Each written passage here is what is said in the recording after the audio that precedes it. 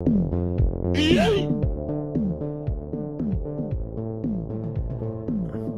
right.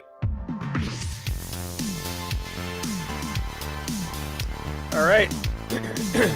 Woo. Good morning. Good Monday morning to you, everybody. Welcome. Welcome.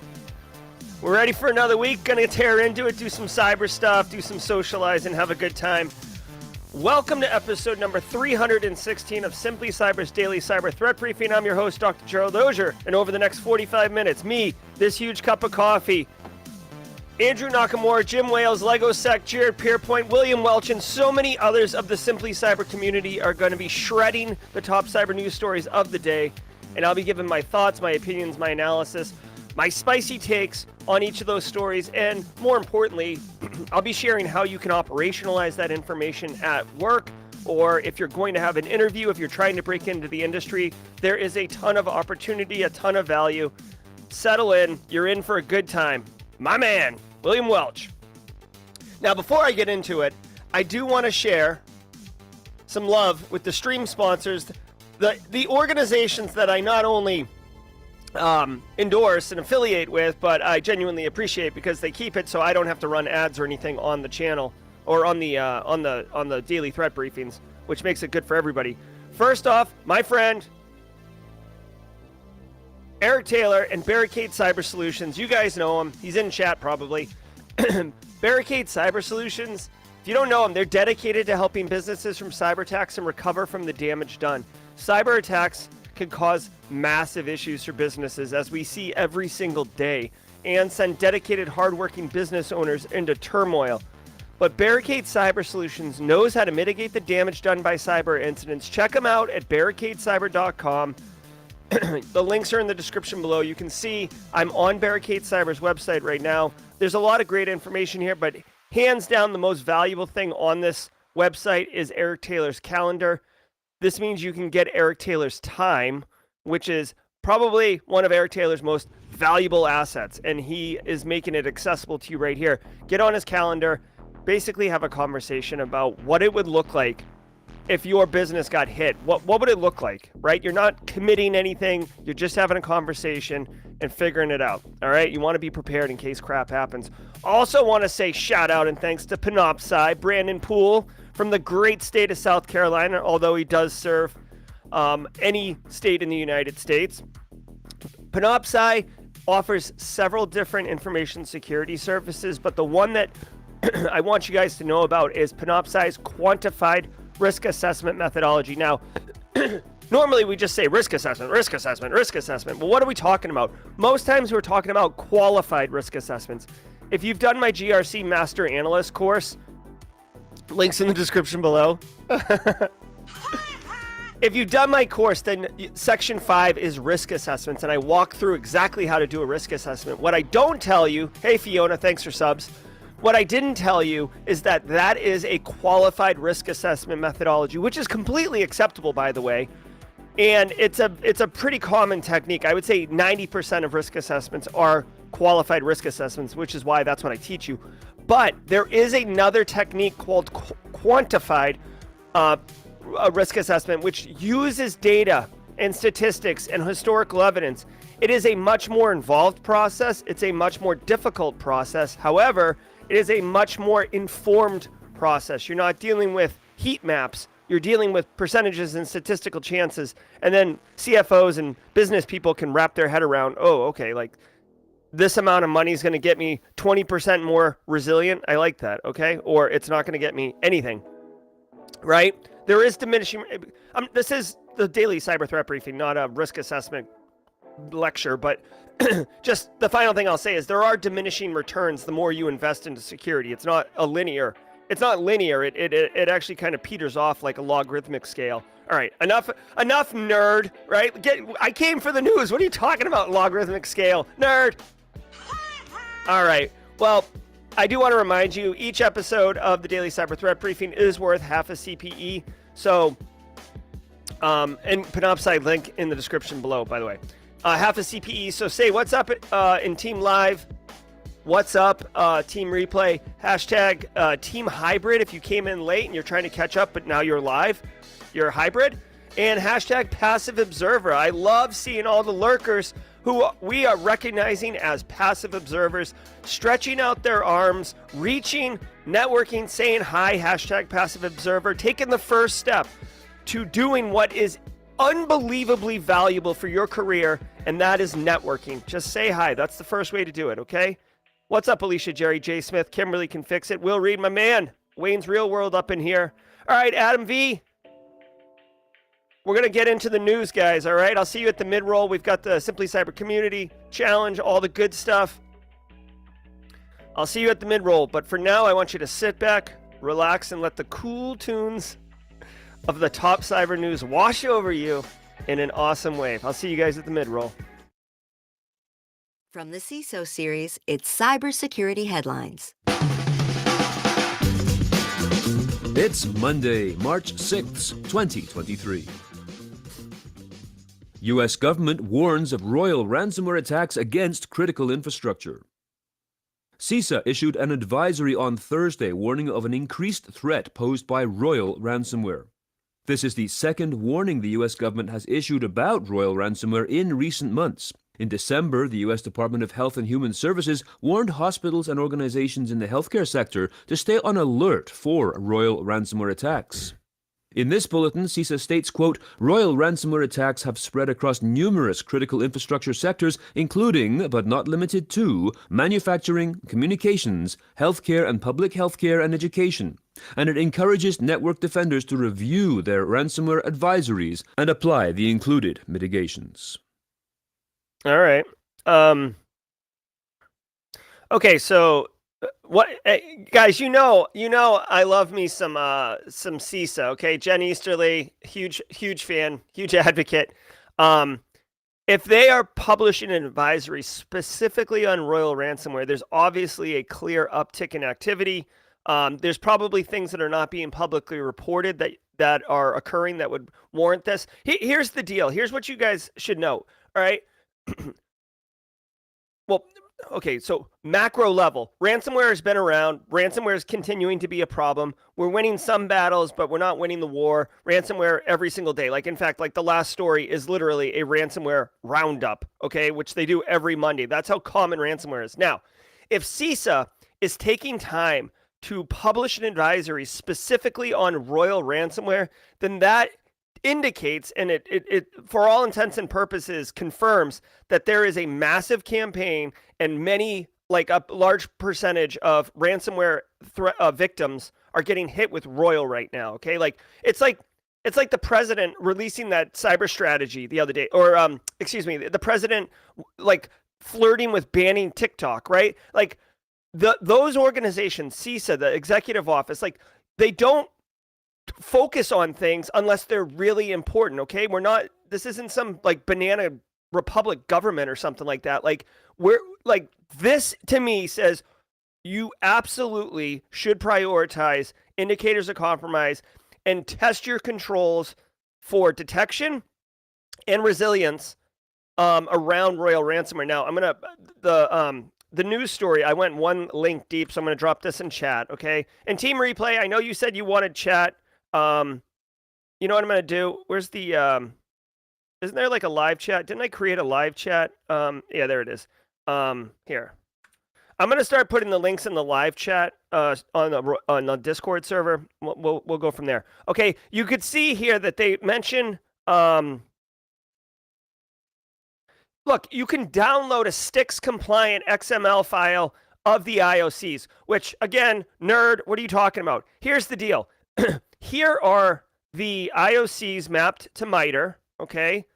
They do spear phishing, RDP, puke, like the fact that RDP can run. Okay, C2, lateral movement, okay? But because they're awesome, you could see here, we don't read this, but this is 6's compliant format, so you can just copy or, import this into your security technologies, and there you go, you're off and running. Now, this isn't a silver bullet where you just like import that and then give yourself a high five and go take an early lunch because you're like, I took care of that Royal Ransomware, boss.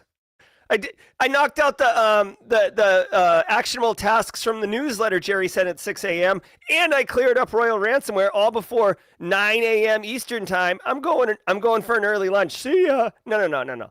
Like, import these into your technology stacks, and then if you can, test them in some capacity. Go to Atomic Red Team and download some of the scripts that are mapped to some of these TTPs and run them in your environment. Confirm that your EDR solution will detect these things. Confirm that your EDR solution stops these things, right?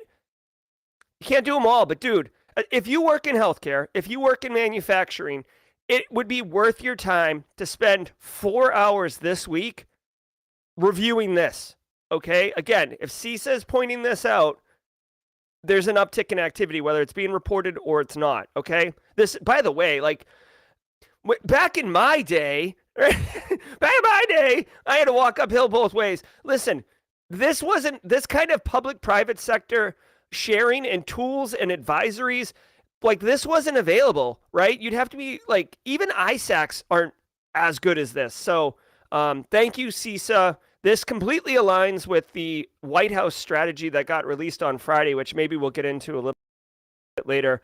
Hoping to do a live stream with Jack Scott later this week around that. But anyways, ransomware is going to ransom. Credential stuffing attack on Chick-fil-A. The American fast food restaurant chain Chick-fil-A notified over 71,000 users that their accounts had been compromised in a credential stuffing campaign that lasted at least 2 months. The company described in a statement that, quote, unauthorized parties launched an automated attack against our website and mobile application between December 18th and February 12th, using email addresses and passwords obtained from a third-party source. The statement continues, quote, based on our investigation, we determined on February 12th that the unauthorized parties subsequently accessed information in your Chick-fil-A One account, end quote. Okay. Play. Hold on. Okay.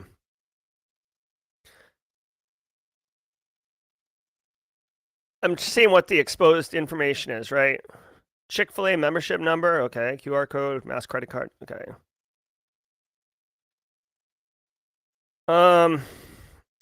All right.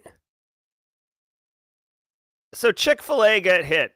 Like, all right, let's talk about this as a as a practice, and then let's talk about what the actual impact is. Okay, so Chick-fil-A, by the way, I know that they've had some bad, like whatever, like just talking about it as an organization, all right? They got hit with a credential stuffing attack. A credential stuffing attack, for those who don't know, you might get asked in an interview, what's a credential stuffing attack? It's basically, instead of trying to like brute force BSEC's Chick-fil-A account, because you know he's got a Chick-fil-A account, instead of brute forcing BSEC's Chick-fil-A account, you try just one password for BSEC and a password. It works or it doesn't work. Then you go on to the next username and password, right? Like, you're not going to A, lock out an account because you're not going to try multiple times if they have that control in place. B, you're not going to kind of raise suspicion because it's not one account trying to log in repeatedly from one IP address or whatever. And two, you're not guessing what the password is. You're not using like Hydra or some other kind of brute force tool. You're literally using a data dump. Now, if you had educated your end users or you yourself are implementing best practices, then you don't have your Chick-fil-A password. Your Chick-fil-A password is not the same as any other password. And I want to say something here for a second. Just because it's Chick-fil-A or it's your McDonald's account or it's your library, online public library account, if it doesn't matter if you deem it as not a valuable account or not a big deal account. It's not a big deal. Whatever. They give me my Chick-fil-A. They see that I get a little peckish around 3 p.m. and I sneak out for a 6-piece, right? Like, if it doesn't matter if you deem it low. Okay, what is going on with the voice today? You need to not use passwords, because if you start reusing them in places, when there's a data dump of a low value account that you have, like Chick-fil-A or wherever this password data dump came from, threat actors have tools, as they said in this story, automated tools that will just automatically run, right? So this is what credential stuffing is, and this is how easy it is for threat actors. Now, 71,000 users compromised. Bad pub for Chick-fil-A. I'm sure they're still going to have people lined up out into the streets trying to get their food. The impact here is not a big deal, right? Like, so you got their, like, you got information to their account, what they order, where they are, partial credit cards. Again, you could buy credit cards in, like, on the dark web, like, no big deal. So for me, I don't understand what the value was of this attack, right? Like, for me, it's always about what is the objective, right? Like, what's the goal? Oh, like, so you popped Chick-fil-A. Like I don't understand what the value is, unless, I mean, because you're logging into end user accounts. Maybe the threat actors, they're not going to check all 71,000 accounts. That's the thing. Like I don't know. I'll be interested to look at chat afterwards. Like, what do you think the goal was here? Like, even if you were a kid, like a 15-year-old, and Chick-fil-A screwed up your order, and you're like, oh, I'm going to get them. And you go get a password data dump, and you have a script, and you run it successfully. Then what? Some bad pub for Chick-fil-A, they're going to move over. Like, I don't see what the value is to the threat actor other than it's cool. Oh, you pop Chick-fil-A. Everybody knows Chick-fil-A. That was me, right? In 2023, it's not a good idea to have to let people know what you're doing, really, because you could be held accountable. The only value I could possibly see here, and it's ridiculous, is that I could pop BSEC's account, and BSEC's got, like, whatever, let's say $100 of Chick-fil-A credits or whatever they call it. I could go to Chick-fil-A and basically eat lunch on BSEC's dime. That's the only thing I could see, right? And if Chick-fil-A's already caught this, then who cares? So you're going to go through all this trouble and effort for a free lunch? Like, maybe, but I don't really think so. Final thing I'll say on this, and this is a personal editorial comment. If you've ever been to a Chick-fil-A, the way that they do the drive-through is innovative and revolutionary, and it's my favorite experience. I don't eat Chick-fil-A very often. Like, I've probably been there like twice, but I wish every business in the world that served food where you would drive through did it like Chick-fil-A. It is an experience. I love it. Their food could suck and I would still eat there because of that drive-through experience. Oh my God, just thinking about it, it's so good. Oh, it's so good. You're not talking to a clown face. You're not screaming at a speaker. You're speaking to a human. It's so good. It's so good. Tidbits Tuesday on Monday. Oh man, I love me some Chick-fil-A drive-through. The workflow, the experience.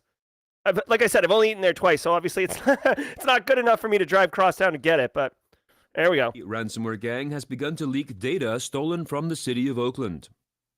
Following up on a story we have been covering for almost a month, the city of Oakland in California, which disclosed a ransomware attack and security breach that began on February 8th, is now dealing with the breached data appearing on the dark web. The Play ransomware group, which claimed responsibility for the attack, has started leaking a 10-gigabyte archive containing sensitive data such as employee information, passports and IDs, and human rights violation information on its Tor leak site. Jesus. Their message, written in broken English, stated that for now they are posting a partially published compressed 10-gigabyte file, but if there is no reaction, a full dump will be uploaded. Okay, so coming hot off the heels of Chick-fil-A and the impact being, credits or whatever, City of Oakland gets hit with Play ransomware, okay? And Play is also, I forget, no, I'm starting to get a little confused, like Royal Ransomware, Vice Society, Play. Vice Society hit LA, Play hit Oakland. I'm not familiar with Play, so Joel or Eric, if you guys have any thoughts on Play ransomware, drop them in chat. I'm sure it would be valuable to the community here. Basically, a threat actor group has access to some information, and the victim is not paying. This is a this is a design pattern, right? Like what I just said, it's play ransomware today in City of Oakland, but treat these as variables because the variables change, right? The Vice Society ransomware is leaking LA County School District. Royal Ransomware is leaking NHS data. Like it doesn't matter. Like this is a pattern, okay? Now, here's really interesting thing. City of Oakland, the data that they're leaking is very sensitive, okay? Passport information, very sensitive, PII. And they said human rights violation information. So, good. Like to me, that sounds like something I'd want to know, right? If somebody in my community is a human rights violator, right? I mean, obviously, that could be like, what does that mean? Does that mean that they're there's the assumption of what that means versus the reality of what that means? But still, it would be interesting to know. Obviously, City of Oakland told the Play Ransomware gang to go pound sand, so they are pissed and they want their JG Wentworth. We might have to get a JG Wentworth emote. All right, Play Ransomware. It's their ransom, and they want their money now. Okay, and City of Oakland's like, nah, bruh, we're just gonna rebuild from bare metal. Suck it. We'll see you later. Obviously, they said broken English, which would indicate foreign threat actor. Right here's the ransom note. It's not good, but it doesn't surprise me. Okay, the FBI has said, I believe. Okay, the FBI has said do not pay ransoms. City of Oakland is a government institution. It's state and local government, but it's still aligned to the U.S. government. So I would imagine that they're not going to pay that. Okay, so look for the rest of this data to get leaked. Look for Play Ransomware to get pissy, and look for another story next week on a different threat actor, different victim. Microsoft OneNote files can be used to distribute malware. The seemingly innocuous Microsoft OneNote file program has become a popular file format used by hackers to spread malware and breach corporate networks. The activity is largely a result of Microsoft disabling macros by default in Word and Excel Office documents, meaning threat actors had to turn to other, less commonly used file formats to distribute malware, such as ISO files and password-protected zip archives.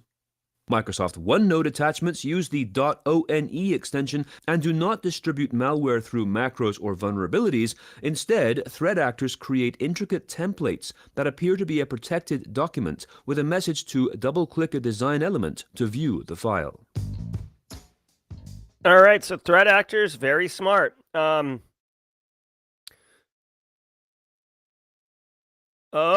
look at this. Whoop! Little VB script. VB script. Dude. All right, so check it out. Threat actors, again, this is one of those times I'm going to do a little hat tip to the threat actors. Guys, if you prevent me, like a threat actor wants to run malware on your box, okay? That's how they make money ultimately. If you block macros, which is an easy way for me to run malware on your box, you break my method of loading malware on your machine, which means I'm not going to get paid, which means I'm not going to feed my kids, which means this is an urgent matter that requires remediation. So threat actors are constantly adapting and being agile. This Microsoft OneNote technique probably worked since Microsoft OneNote came out, but it didn't really emerge until threat actors had a reason to go develop it. You see what I'm saying, right? This is why it's a cat and mouse game in our industry. Now, say what you want about OneNote. I think it's terrible, personally. But what is going on here and why the threat actors are able to take advantage of it is because Microsoft has this mark of the web thing. It's like mark of the beast kind of thing where it'll give you a warning that this thing came from the internet and it might be sus. 7-zip is a utility for compressing and archiving files off. And it says that because if you have an ISO image and the mark of the web and you 7-zip it, it'll strip that mark of the web. And if we're training our end users to look for that mark of the web, or they get familiar with it and then they don't see it, they're going to think, oh, this is legit. This is cool. I can run this. Okay. So there's one part of doing it. The second part is that the OneNote file format allows them to kind of hide and embed functionality, right? Now, right here, you can see double click to view file. This is a classic social engineering technique, right? It used to be a Microsoft Excel document that says, you can't see this Excel document until you enable macros, giving the illusion that there was something behind it. This is the same technique. That fuzzed out information behind it, that's just a fuzzy picture. That's not real data behind it.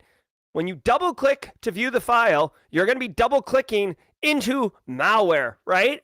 So this is a good opportunity to educate your end users on this technique.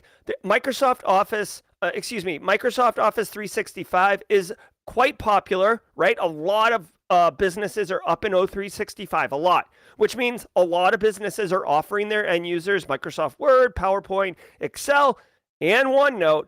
And people, I think OneNote's terrible, but people use OneNote. People try OneNote. So you have to imagine that a threat actor sending a OneNote file is going to be inside the ecosystem of potential opportunities. I haven't seen OneNote be used in this way before. This is a very easy visual to convey to your end users. Like, this will probably be the newsletter end user for next week, but you should take advantage of this right away and share this with your end users, okay? Don't be Carl. And now, a word from our sponsor, Packet Labs. Concerned about your organization's data security? Privacy breaches, ransomware attacks, insider threats, and intellectual property theft are on the rise. A one-size-fits-all vulnerability assessment scan no longer suffices. Get our penetration testing buyer's guide to help plan, scope, and execute your projects. Discover valuable information on frameworks, standards, methodologies, cost factors, reporting options, and what to look for in a provider. Choose the right ethical hacking firm to uncover vulnerabilities in your IT and network systems. Download your free copy at ciso.packetlabs.net and take control of your cybersecurity today. All right, guys, if you're new here, this is the Midroll, where we have a couple minutes of good times, do a couple activities, and then we get back into the news. If you're a regular here, then you know what to type into chat. Hey,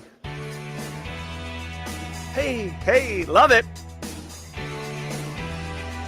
All right, guys, welcome to the Midroll. Thank you all so very much for being here. Again, thanks to Barricade Cyber Solutions and Panoptcy for their continued support of the stream. Fun fact, I'll never have more than 3 sponsors, just so you guys know. That's a decision I made personally, because I think 3 is enough. And, if you're getting educational value out of the stream, if you're getting entertainment value out of the stream, take a second, hit that like button. It does go a long way into letting me know that this content, you like it. But most importantly, by you hitting the like button, it tells YouTube that people like it, and for better or worse, YouTube has profiled you. You're obviously into cybersecurity. So YouTube's going to say, hey, who else is into cybersecurity that doesn't know about this stream? Let me go tell them about it. So that's how we get more people to join. That's why we're at 209 people this morning on the stream. So take a second, share it if you would. If you got my newsletter this morning, then you know about the 3 pieces of actionable intel. I did it. I sent it. I wrote it yesterday. I will tell you, gosh, I love the community, but yesterday I had to drag myself to write that newsletter. Sometimes, I know I'm up here being all like, but sometimes I got to pull myself through it. Wrote the newsletter yesterday. I hope you guys get some value out of it. If you want to check it out, sign up. I send it every single Monday morning to help you be more effective at your job at work, like telling you exactly how to communicate this OneNote thing to your end users, right? Sometimes it's even copy and paste. All right. Simply Cyber Community Challenge. Justin Gold, my man. Justin Gold was tagged in the Simply Cyber Community Challenge. We're going to kick it off today. We're going to be doing 2 simultaneous Simply Cyber Community Challenges, one for Team Replay and one for Team Live. I wanted to be inclusive of both of you, but I think we're going to have to do it as 2 different ones. So Team Live, Team Replay, we're one community. Don't think that this is divisive in any way. We'll try it out for a couple weeks and see how it goes. If you're not familiar, each day someone tags somebody else in the stream. Justin Gold holds the baton right now. He has reached out to me because he had to drop. He told me who he wants to tag. Cyber Munchkin is getting tagged for the Simply Cyber Community Challenge. Funky Monk, anyone can join the Discord. Yes, exclamation point Discord to get the details there. So Cyber Munchkin, if you want to pick up the mantle, please let me know. Go on LinkedIn. Here's the deal. If you're gotten tagged like Cyber Munchkin is, go on LinkedIn, write up a post. I think it's 10 of 10 now. The chain is 10 long. Write a post. Why do you like Simply Cyber? Why do you like the cybersecurity community? What value have you gotten from the community? What's a tool or a tip that you love? Just whatever it is, Cyber Munchkin, share on LinkedIn. Now, here's what I would ask of you, community. Go comment on Cyber Munchkin's post, and most importantly, and this is the whole point of the challenge, connect with Cyber Munchkin and connect with the people who are in the comments if you're not already a first level network connection, okay?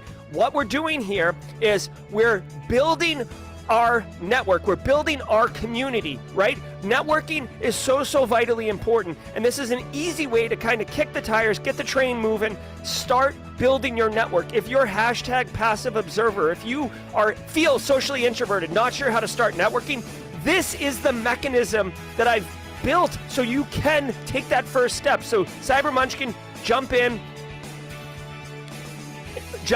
and go connect on that. For Team Replay, our initial person,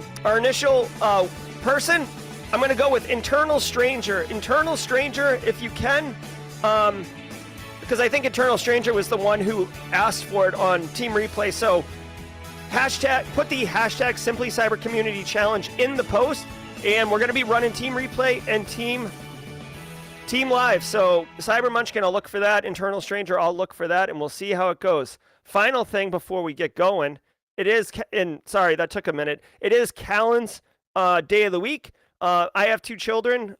We do something every single day. Mondays is reserved for my son Callan. He's very artistic. He does a different kind of project every single week for the stream. And I just wanted to share, he went with a more classical option this week where he did a custom paint job. This is just abstract art. It doesn't have a title that I know of. But Callan, thank you so much for your continued creativity and being part of the Simply Cyber community. All right, guys, let's slide back into the news, and then we can do some jaw-jacking at the end. FTC to ban BetterHelp from sharing mental health data with advertisers.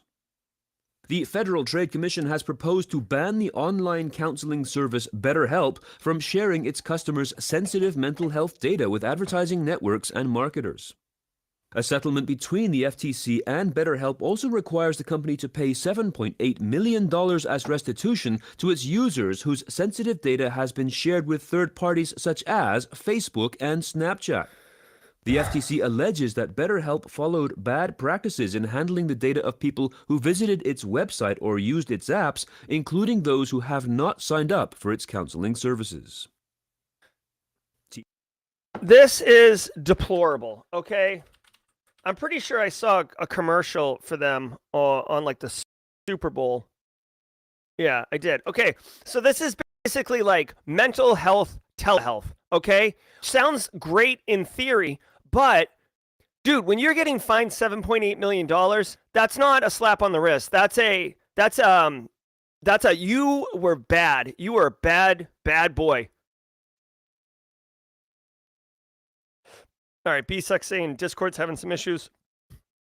Look at, you can see here, BetterHelp is also known as My Therapist, Teen Counseling, Faithful Counseling, Pride Counseling, Regain, Terra Uppa. So like, obviously they're targeting very specific demographics, I would imagine, right? With Pride Counseling, Faith Counseling, Teen Counseling, okay? So, dude, mental health, like we as a society, at least in the United States, have come a long way with removing the stigma of having mental health challenges. Okay, it used to be, I feel like it used to be, if you had mental health, people would like give you a side eye and be like, watch out for Jerry, he's got mental health problems.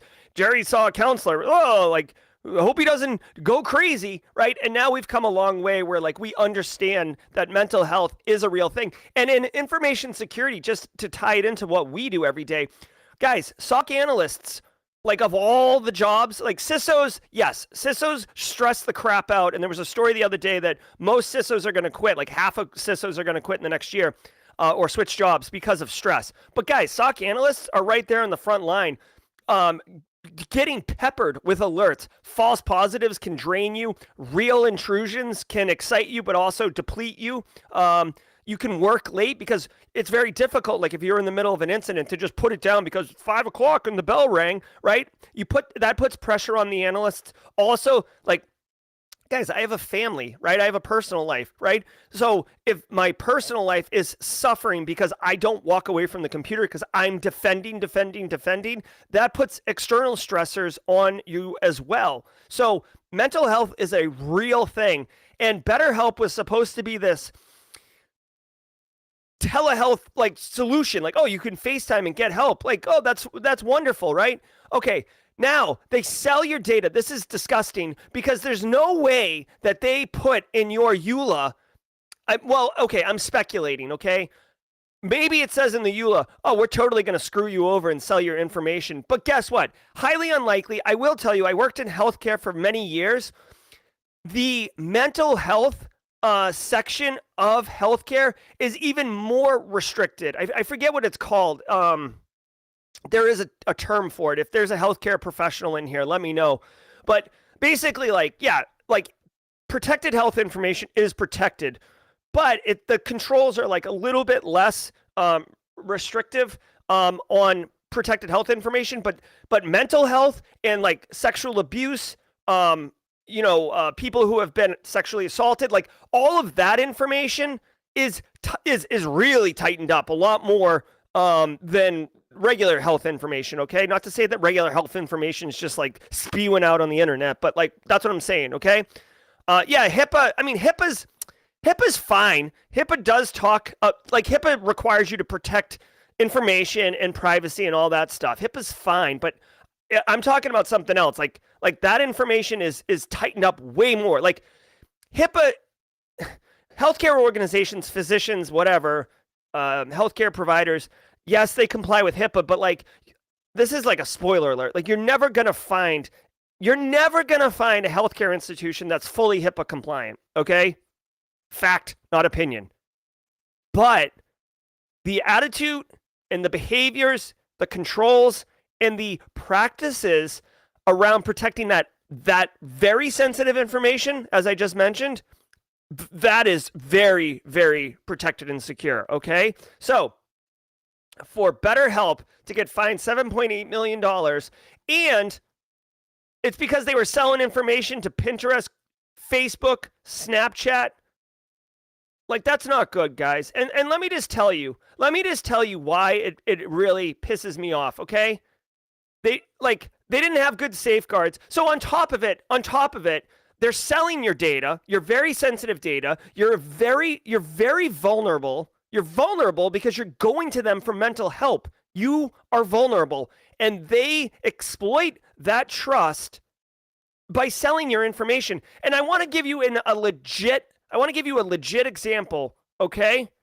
Let's say you are dealing with a gambling problem, okay? You're addicted to gambling. You're suffering. You need mental help, okay? Your spouse is talking about leaving you. You're getting evicted from your apartment because you gambled your rent, right? Oh, I need help. You call these people. And then they sell it to Facebook. And while you're on Facebook, you're getting ads for, hey, 30 free spins on this web app, slot machine app, right? Slot machines for some reason are all the rage right now, right? It's like a freaking funnel of hot leads. You know what I'm saying? So like, again, I'm speculating. I don't know if this particular instance happened, but my point is, it's very easy to convey this person has gambling problems. Here's how you advertise to him, right? It's cash money, dude. The person is already vulnerable to that type of targeting. It's gross. And then just drug addiction, like, oh, here you go. Here's a bunch of information. Oh, like here's another one that's like less nefarious. Everybody that goes to BetterHelp for mental health assistance, wouldn't Pfizer or Procter & Gamble love to know who to market their antidepressant medicines to, right? It's freaking gross. It's all about money, which is deplorable. I mean, like, money's good, right? Money's good. Free markets are good. Capitalism is good. But exploiting vulnerable populations in order to get an extra couple percentage points on your revenue numbers, you got to look yourself in the mirror on that one. TPM 2.0 flaws could impact billions of devices. The Trusted Computing Group, TCG, is warning of 2 vulnerabilities affecting the implementations of the Trusted Platform Module, TPM 2.0, that could potentially lead to information disclosure or privilege escalation. The Trusted Platform Module technology is a hardware-based solution that provides secure cryptographic functions to the operating systems on modern computers, making them resistant to tampering. An attacker who has access to a TPM command interface can exploit the flaws, sending maliciously crafted commands to the module. The first issue, tracked as CVE 2023-1017, is an out-of-bounds write. The second vulnerability, tracked as CVE 2023-1018, is described as an out-of-bounds read. Researchers at Quark's lab point out that the vulnerabilities could potentially affect billions of devices, including IoT devices, servers, and embedded systems. Okay, couple things. Just to follow up, I see Alana talking about the HIPAA stuff. Like, I'll give you one quick example. Apple. You guys familiar with Apple, the company that makes the iPhone? You know how you can store your medical data in your iPhone? Like if you try to do any fitness app, you have to like turn on everything in your iPhone to get it to work. All that medical data stored up in Apple, iCloud, all that, not HIPAA compliant. Apple does not identify, or they've got great lawyers like, oh, we're not a healthcare provider. No. HIPAA doesn't apply here. But all that information, you could easily make the argument, is healthcare information, right? That's just one example. All right, so TPM 2.0.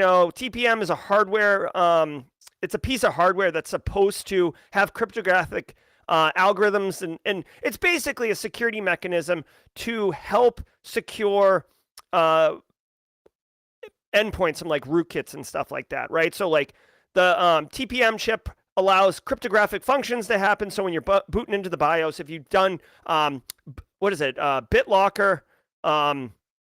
I don't know if Apple File Vault does that, but my point is this is a hardware thing, and it's got obviously firmware that runs on it. They're saying that the library has 2 vulnerabilities. Both look like buffer overflows. Woo! Throwing it old school with the buffer overflow. It says an authenticated local attacker could send malicious commands. Okay, this right here, authenticated local attacker, this means that you physically have to have the workstation and you have to be able to log into it. Both of those things are quite challenging. So yes, this could affect billions of devices, but the likelihood and impact are low. Just like Spectre. You guys remember Spectre, where the internet and the cyber community lost its mind, probably because it had a logo, just saying. But it never really turned into anything. This is kind of similar, right? This is a big splash. Way to go, Quark's Lab. Like, Quark's Lab's getting some pub, and for good reason. If I had a business, security research business, I would splash something like this. But as far as me, you, and Matt McDaniel, Alana, and BSEC go, like, we're not stopping the presses. We're not shutting down the work site to evaluate TPM 2.0 library vulnerabilities. Be mindful of this. It is interesting, but if I had to guess, is there a weight on this one? I feel like it would be like kind of a high impact, but very low likelihood. I was going to say like maybe a 4 or 5 CVEE score, or CVSS score, excuse me. So anyways, very cool. Might be, if you're into software exploitation, like getting into the bits and bytes and assembly and custom exploit code, right? If that's your jam, this would be a good one for you to get into. But as far as like, if you're a CISO, a practitioner responsible for InfoSec at a large organization, it's interesting, but I wouldn't stop the presses. I wouldn't spend political capital on it. Critical flaw in Cisco IP phone series exposes users to command injection attack. Cisco on Wednesday rolled out security updates to address a critical flaw impacting its IP phone 6800, 7800, 7900, and 8800 series products. The vulnerability, tracked as CVE 2023-20078, is rated 9.8 out of 10 on the CVSS scoring system and is described as a command injection bug in the web-based management interface arising due to insufficient validation of user-supplied input. Successful exploitation of the bug could allow an unauthenticated remote attacker to inject arbitrary commands that are executed with the highest privileges on the underlying operating system. Okay. So, first of all, this really applies to more enterprise environments, right? Like a lot of us work from home. I used to have this phone on my desk when I worked at the medical university, but I don't have one of these phones. So I don't know how widespread this is, but be mindful. If you work in an environment and they do run these phones, Cisco IP phones, you really should consider updating. Now, a couple things. One, when you are responsible for the IT of an organization and they use these phones, a lot of times, and this is my experience, so if you have a different experience, let me know in chat. A lot of times, you're not really looking at the phones, right? Like the phones are just kind of like a black box that you plug in and off they go. Now, pen testers and threat actors love themselves some IP phones because you can, like, not all the time, but like unplug it and then plug in some type of malicious device, like a shark LAN or whatever it is, or your own kind of like remote computer or whatever, and it'll hop onto the phone network, which might have different controls, different network segmentation, etc. Okay, so push that aside. I would, if you're running these phones, I would definitely look at Cisco's website to see how you can update these things. You might be able to, you might be able to have it update itself. But you might have it update yourself. I don't know.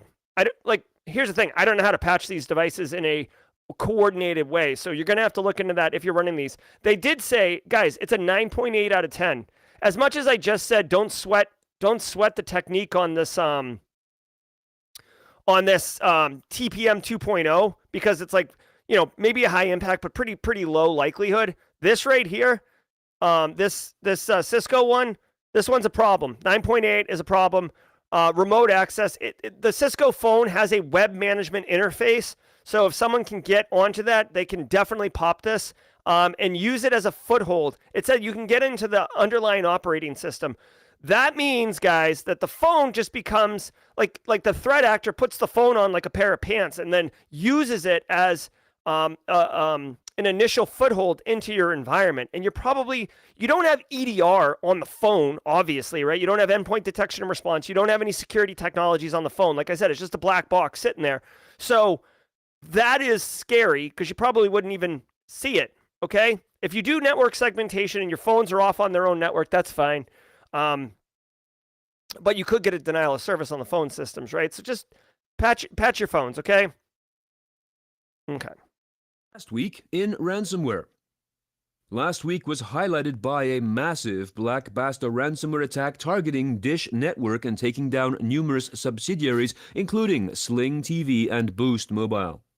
As covered here on Cybersecurity Headlines, the attack started on February 23rd, forcing the company to shut down portions of its IT systems, causing widespread outages amongst its services.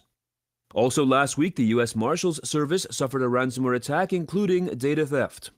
Attacks also happened at Canadian bookstore chain Indigo, British bookstore chain W.H. Smith, Tennessee State University, Southeastern Louisiana University, Pierce Transit, a bus company in Tacoma, Washington, and Hatch Bank.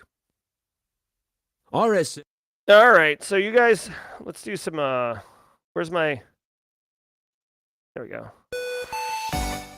All right, guys, so it's the week roundup. These ransomware roundups are fantastic. I'm giving a talk in April on ransomware, interestingly, to a healthcare group. So these roundups are a nice little easy way to go find. Like if you work in higher ed, right? Here's 2 universities that got popped last week. You work in state and local. Here's City of Oakland, right? Like, it's very easy. You work in financial services. There you go. Like, it's very easy. It's a nice little resource. Again, ransomware is going to ransomware, guys. So you've got to make sure that you are putting in mechanisms to both prevent ransomware attacks. Don't worry about detecting ransomware. The threat actor will do that for you. Like, yay. But reducing the impact of a ransomware attack and then promoting a quick recovery from a ransomware attack. So immutable backups, hot sites, if depending on how important your stuff is, etc. Also, they talked about the U.S. National Cybersecurity Strategy with a strong emphasis on targeting ransomware operations. This is true. If you haven't read the cybersecurity strategy, I strongly encourage you do it. If you don't have a lot of time, the White House has released a fact sheet that's in even quicker read of the strategy. I'd recommend that. It's actually very, very tactical and transactional. But it's good. They do call out ransomware very specifically. And we'll do a whole stream just on the U.S. National Cybersecurity Strategy and what you want to know about that. But I'll tell you what, I like this cyber strategy. And if you've been paying attention to what Jen Easterly at 6's has been saying and some of the guidance that's been coming out of the federal government the last 8 months, some of the things in here are not surprising. Okay, very, very cool. Including dismantling. Ooh, I love that term. Dismantling threat actor operations. All right. Poor Dish Network, huh? They got hit hard. The U.S. Marshals got hit hard. Not good. All right. So if you were here just for the news, let me tell you before you roll out, later today at 4 p.m., I will be doing another live stream where I will be playing Haiku Pro. This is a CTF platform. It helps train you some cybersecurity skills. If you want to come hang out and play, hang out, we'll listen to music. I'll be very relaxed and chill. We'll do a CTF together. It's a good time. It's lighthearted InfoSec hangouts. I'll be doing Got Mail. This is a range where we are a threat actor, and we're going to be exploiting an SMTP server, and if you don't know what that means, an email server, and getting all up into its box. You feel me? Yes, we're going to go. We're going to go hardcore. All right. So thank you all so very much. If you were here for the just the news, I want to apologize to NCC Group and Base Case for going 7 minutes over, but thanks for staying with us. 214 people. Hit the like button on your way out. Now, if you are new here and you don't know what we do, I try to wrap the show up in 45 minutes, and then I spend the last 15 minutes, we call it jaw-jacking, but we hang out, I answer questions, AMA style, we talk about whatever we want, and it's a good time. Remember, Cyber Munchkin's going to post on LinkedIn the Simply Cyber Community Challenge. Comment on that post and connect with the individuals in that post. Meaningful connections, like-minded people. This is how we network. This is how we build our community, okay? This is how you build your own network, right? It's very valuable. Also, thanks to Internal Stranger for being the inaugural Team Replay Simply Cyber Community Challenge member. If you guys want, or if you are on Team Replay and you want to be part of the Simply Cyber Community Challenge for Team Replay, join the Simply Cyber Discord server, ! Discord in chat. And there is a Simply Cyber Community Challenge channel. Put your name there. That's where I'll be asking Internal Stranger and others to pull from for tagging people in the Simply Cyber Team Replay Community Challenge. All right, guys, be good. Thank you so much. Let's do some jaw-jacking. Don't forget to connect with the replay guys, too. Exactly, Tom Bishop. Basically, you should look for the hashtag. You should look for this hashtag, Simply Cyber Community Challenge, in LinkedIn and connect with those people. That's what I would do. Very cool, Cyber Munchkin. Thank you. What domain in cyber helps drive a business's cyber strategy? IR, GRC? Oh, definitely GRC, William Welch. Yeah, strategy, direction, that's definitely GRC. Yeah, hit the like button. Allison Van Stone. I saw Allison Van Stone part of the Miami DEF CON meetup, I think. Jerry, have you ever heard back from the guy who originally gave the jaw-jacking complaint? No, I haven't. I haven't, but, again, for that person who commented that said I was flapping my gums and wasting his time, thank you very much for contributing to Simply Cyber. I took your feedback and integrated it into the program, and the community loves it. So thank you all very much for all you do. Carrie, no coffee for 400 days, my man. Mash that like, folks. Thanks, LegoSec. Everybody hit me up on LinkedIn if you have GRC positions. JoJo's looking for some GRC work. I love it. Love the Simply Cyber Community Challenge. Went from 3 to 30 in less than a week. Oh, you're welcome, Jordan Turney. Yeah. Definitely contribute. Definitely comment. Thanks, Josh Mason. Love it. We've been addressing it every day, and it's been great. Yes, Jim Lund. Great example of turning negative. Oh, yeah. I don't have time or energy or cycles to waste on negative energy. There's too much going on. I'm all about good times. I can't deal with it. Person decided to stay on. Yeah. Do not get me wrong, but you're saying you are saving him time. Yeah. Thanks, Wayne. Yeah. I don't know why people complain. Just dropped you a new sound in Discord. Ooh, shall we? Let me see. Let's see what we got here. Oh, we got a JG Wentworth soundbite. Let me see what it is. I can put it on. I can't hear it. Okay. All right, guys. Hold on. Let me add this to my soundboard really quickly. This is really funny. Thank you, BSEC. You're getting live updates right now on the stream. This is really funny. I'm going to have to clip it, though, because it's a little long, but here we go.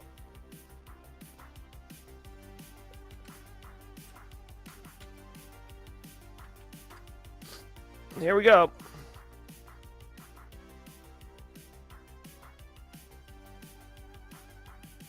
Let me see. Play sound. Sorry, this takes a minute, but it'll be worth it. Play audio. There we go. Doink. And doink. All right. What else can I do to get my idea for a small business with computer work? I'm going to get out business cards soon and have someone getting my work. Yeah, hey, Carrie, I mean, business cards are fine. I would post online, like, some information that would help small businesses, right? That way when people, you're like, oh, I can help you, they're going to Google you, and they're going to see, like, oh, this guy is helping people with small businesses, right?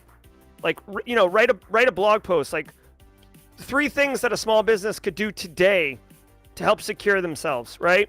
Something like that. And, you know, and do a couple of them. 3 things that a church should do today. Oh, cool. Hey, Carrie, Aaron KG asks you to connect with him regarding that question, and he can help you. Okay, here we go, guys.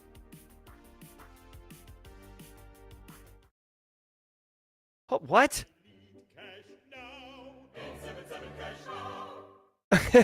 Okay, hold on. All right, so we've got a JG Wentworth sound effect. I'll clean it up, but that's what we're going to be doing. Break of Dawn. Oh, yeah. Hey, guys. So, interestingly, some of you on March 3rd, thanks for the super chat, JoJo. What? Did we just become best friends? Yep. Some of you may have noticed on Team Replay that the March 3rd episode got blocked worldwide until I had to edit out the De La Soul song from the video. So, I didn't realize this. I like De La Soul. If you know what De La Soul is. I actually watched a documentary on De La Soul. Apparently, the rights to their music was like hotly contested, and they didn't own the rights in the you know, of course, like everything in the 90s, like the record executives like screwed De La Soul over, and their music was not available outside of like CDs and cassettes for a while. And just recently, like literally like weeks ago, like Spotify bought it or it became available. So when I played it, it like was instantly flagged for worldwide block because it's like hotly contested. So no De La on the stream anymore. Yeah, Sean knows what I'm talking about. Yeah, they got me for De La Soul. Break of Dawn.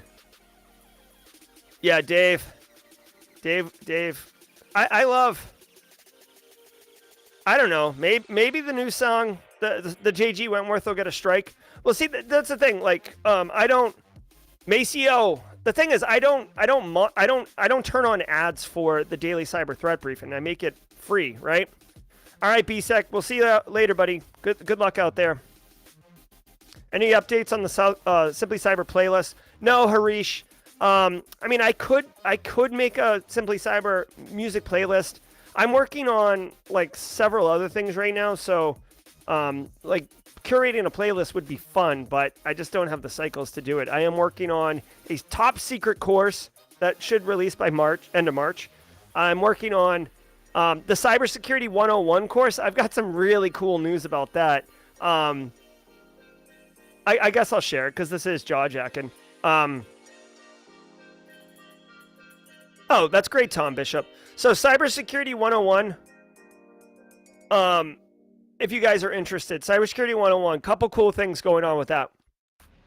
Don't think that I forgot about that. Cybersecurity 101, I've partnered with Cyber Ranges, which is a group that Alexi Ahmed, aka Hackersploit, if you know him, is affiliated with. So I've been working with him to build the labs that are going to be in Cyber 101. So like the GRC labs was like, okay, like here's how you use Canva, and this is how I make a information security awareness training video. You go try to make one now. Like the labs for this one are going to be full on deploy the lab, Windows VMs, Kali VMs. It's going to be like a very rich lab. And I've worked it out where you will not have to pay for those lab environments, okay? I'm doing things on the back end to help the community not have barriers, okay? So that's going to be taken care of.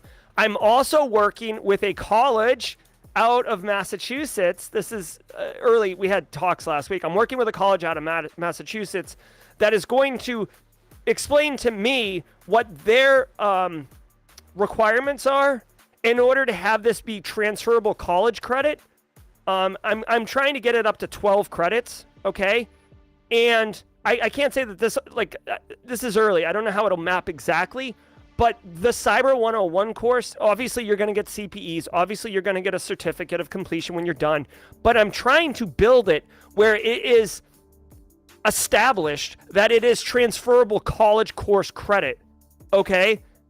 It's going to be sick. I'm super pumped about it, okay? Plus, it's like based on the course I teach at the Citadel also, but I'm willing to put more content in the course if need be in order to make it mappable. So, holla at you, boy. All right. Have a good day, Chief of Nades. Yep. Yeah, when does the Cyber 101 course come out? It's going to be a while, Carrie. It's a major effort. It's a major effort. I have a scar from Lion King in my house attacking my Yorkie. Hackersploit is the man. If you guys are into network penetration testing and you just got here and you don't know about Hackersploit, check out Hackersploit on YouTube. Here, I'll drop a link in chat. This guy's awesome. I love Hackersploit. Such a nice person, so smart, such a good professional, makes awesome content. He's a really, really great person, community member. All right. All right, guys, I'm going to boogie out of here. I got a meeting at 9:20. Oh, no, Greg Does Stuff is in a breach. That stinks, man. Hopefully you don't do password reuse. Oh, cool. Yeah, Josh has worked with Hackersploit. So then Josh knows, if you've worked with him in any capacity, you know how awesome he is. I have not played with the Wi-Fi Nugget yet. No, like I haven't even opened it, honestly. I want to. I bought actually, just really quickly, I actually bought,